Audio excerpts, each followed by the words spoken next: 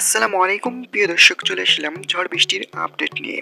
আগামীকাল ১৯ তারিখে বাংলাদেশের একাধিক বিভাগীয় জেলায় বিক্ষিপ্তভাবে কালবৈশাখী ঝড়, সেই সাথে ভারী বৃষ্টিপাত এবং মাঝারি থেকে মাঝারি বৃষ্টিপাত এবং বজ্র বৃষ্টি এবং সেই সাথে কিন্তু একাধিক জেলায় ৬০ থেকে ৭৫ কিলোমিটার বেগে কালবৈশাখী ঝড়ের পূর্বাভাস দেখা মিলতে পারে।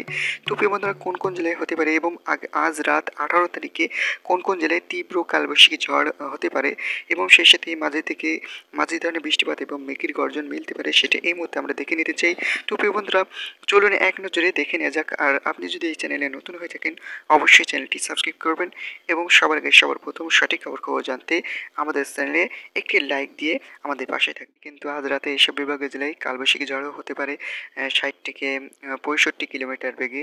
তো প্রিয় বন্ধুরা, আগামীকাল কিন্তু খুলনা, বরিশাল, কুমিল্লা, ঢাকা এবং বাংলাদেশের চট্টগ্রাম, সিলেট, ময়মনসিংহ এসব বিভাগীয় জেলায় কিন্তু মাঝারি থেকে ভারী বৃষ্টিপাত হতে পারে। সেই সাথে কিন্তু কোথাও কোথাও ৬০ থেকে ৭৫ কিলোমিটার বেগে কালবৈশাখী ঝড় হতে পারে এবং বজ্র বৃষ্টিপাত হতে পারে এবং এসব জেলায় কিন্তু আগামীকাল ১৯ তারিখে সকাল থেকে মেঘলা আকাশে ঢেকে যেতে পারে এবং তীব্র কালবৈশাখী ঝড়ে আভাস দেখা মিলছে।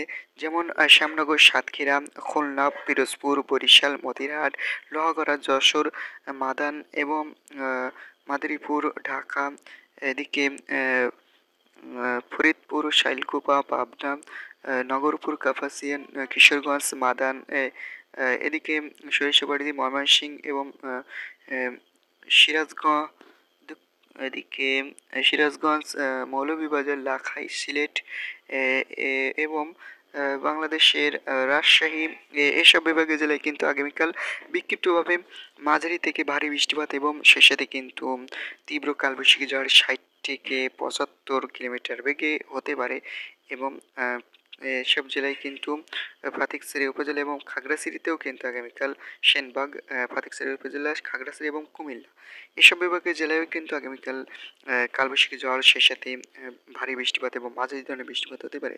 তো প্রিয় বন্ধুরা, এই ছিল আজকের মতন। এমএলএ শেষ আবার খবর জানতে আমাদের সাথে থাকুন। ধন্যবাদ। আসসালামু আলাইকুম।